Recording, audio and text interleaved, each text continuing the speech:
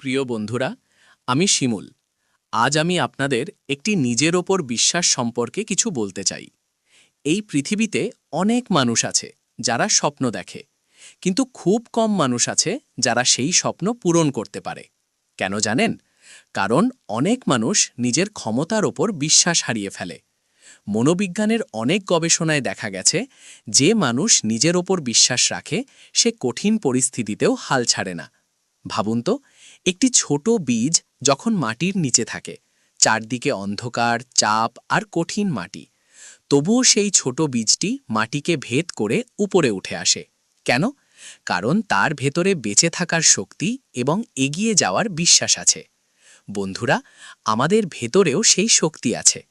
কখনো যদি মানুষ বলে তুমি পারবে না, তখন মনে মনে বলবেন আমি চেষ্টা করব, আর একদিন অবশ্যই পারব।